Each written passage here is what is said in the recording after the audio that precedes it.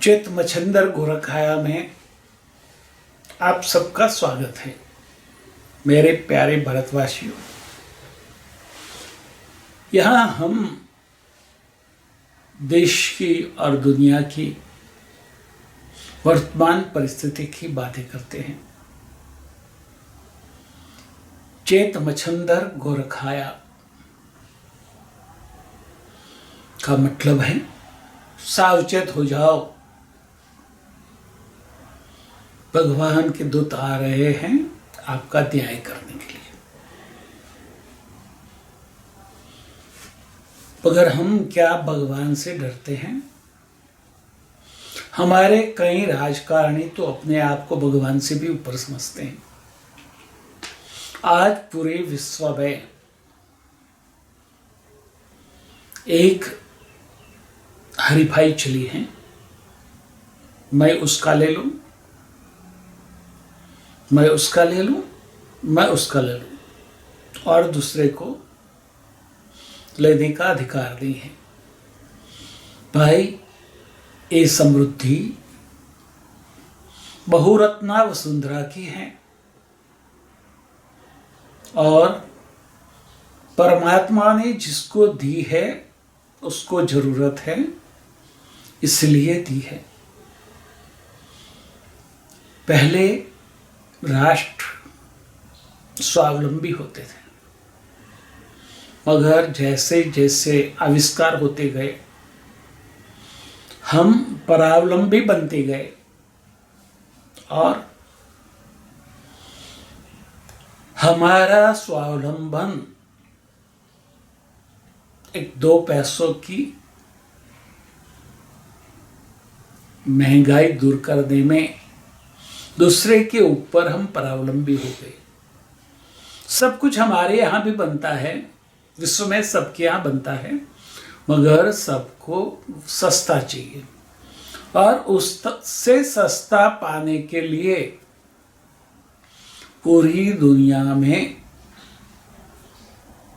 खड्डोलना शुरू कर दिया और जहां से जो सस्ता मिलता है वो लेना शुरू कर दिया और अपनी जो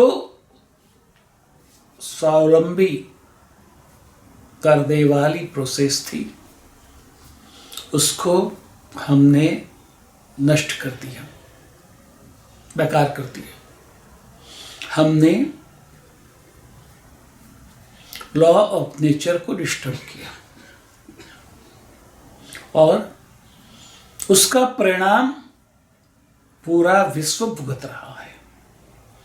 और इसी वजह से डिवाइन महाकाल ने दिव्य सिद्धों के साथ मिलकर पूरे विश्व को और भारतवर्ष को बदलने का 100 साल का आयोजन किया है। ये बात अच्छी तरह से याद रख लें कि डिवाइन महाकाल ने 100 साल तक का आयोजन किया है। पूरे विश्व में, अमेरिका में, रशिया में, चाइना में, ब्रिटेन में, जितने भी विश्व है, भारत में, वहां कौन राज्य करेगा, कौन बड़ा प्रधान बनेगा, कौन राष्ट्रपति बनेगा और कौन सत्ता संभालेगा, वो सारी बात 100 साल की प्लानिंग डिवाइन महाकाल ने की है। और उसके मार्ग में जो आएंगे वो खत्म हो जाएंगे। ये बात वे अच्छी तरह से समझ लें। यदि उसमें जुड़ते हैं, महाकाल के गण बन जाते हैं, तो आपको बहुत बड़ा सरपाव मिलेगा, अवार्ड मिलेगा, डिवाइन अवार्ड मिलेगा। मगर यदि आपने वो प्लान को रोकने के लिए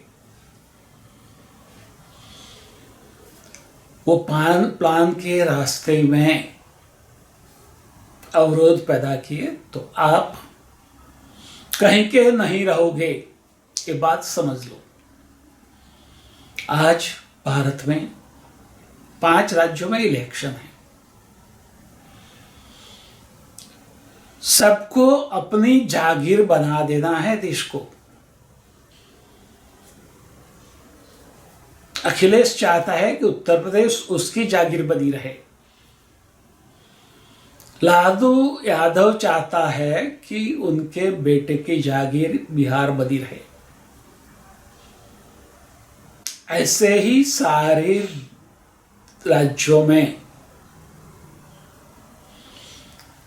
स्थापित हितें अपनी जागीर खड़ी कर रहे हैं। तमिलनाडु में करुणानिधि परिवार, बंगाल में ममता, आंध्र में रेड्डी परिवार, तेलंगाना में राव परिवार, महाराष्ट्र में उद्धव ठाकरे आनी कंपनी,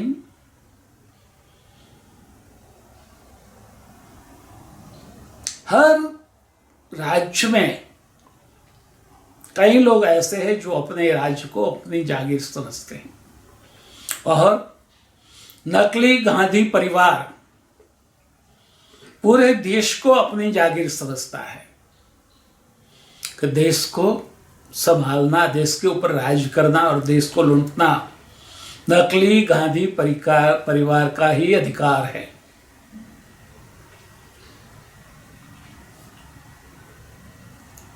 हम मुगलों की गुलामी से निकले, अंग्रेजों की गुलामी में फंसे। अंग्रेजों की गुलामी से निकल के नेहरू गांधी परिवार की गुलामी में हम फंस गए। उससे बाहर निकलो और स्वतंत्रता क्या है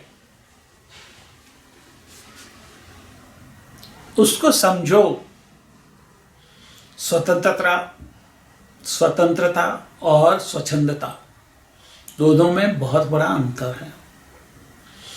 भारत का राजकारण इतना नीचे गिर चुका है कि झूठ बोलना,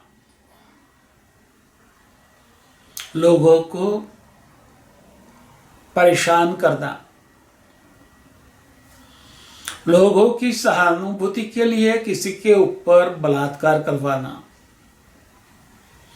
किसी को अपहरण करवाना, किसी को झाड़ पे लटका देना, ये बहुत सहज बात आज के राजकारणियों के लिए हो गई है। वो क्या खाक राज करेंगे, उसको बाहर फेंको ऐसे लोगों को, और महाकाल के आयोजन में जुड़ जाओ। देश को विश्व में सबसे बेस्ट बनाना है, सबसे श्रेष्ठ बनाना है, सबसे ज्येष्ठ बनाना है। तो आगे आओ, राष्ट्रवादी बनो, सनातनी बनो और देश के युवाओं को मैं आह्वान करता हूं कि आप अपनी विचारधारा के अनुकूल राजकीय पार्टियों में सक्रिय बनो।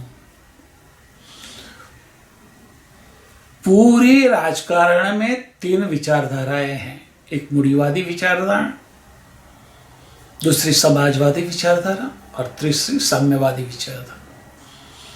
हमने समाजवादी विचारधारा को स्वीकार किया है और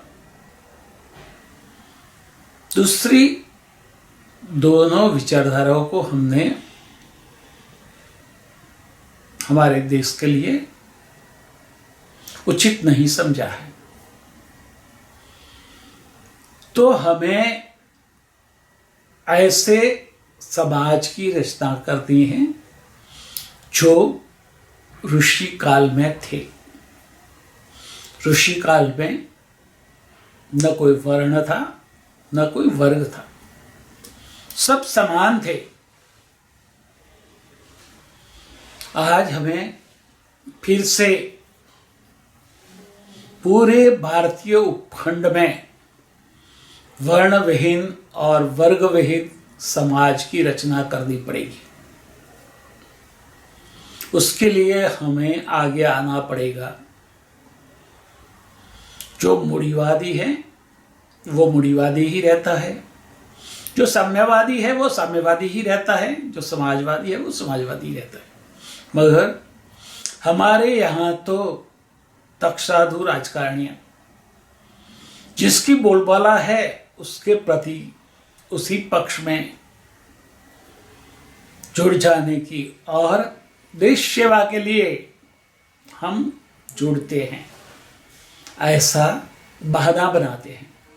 ये नहीं कहते कि हम हमारे परिवार की सेवा करना चाहते हैं, हम हमारी जागीर खड़ी करनी चाहते हैं, मगर वो दलितों के नाम पर, वंचितों के नाम पर, बिछड़ों के नाम पर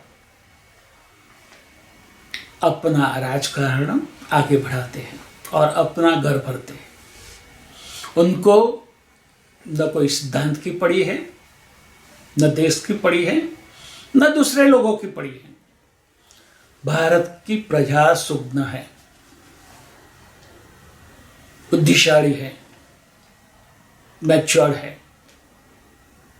उसको समझ के किसी के दबाव में आए बिना राष्ट्रवाद को सबसे ऊपर रखते हुए हमारे देश को आगे ले जाने के लिए जो पार्टी की जरूरत है उसी को ही पूरा बहुमत दो। और काश हमारा विपक्ष ये बात समझता होगा। 10 साल से भारतीय प्रजा ने बदलाव चाहा है और एक पक्ष को बहुमति से सत्ता दी है, मगर विपक्ष वही लोगों के नाम पर वो सरकार को काम करने नहीं दे रही। सरकार को काम करने देना बहुत जरूरी है। सिर्फ आपका ही अधिकार नहीं है कि आपको ही प्रजा सत्ता दे। प्रजा ने सत्ता दी है तो राहुल गांधी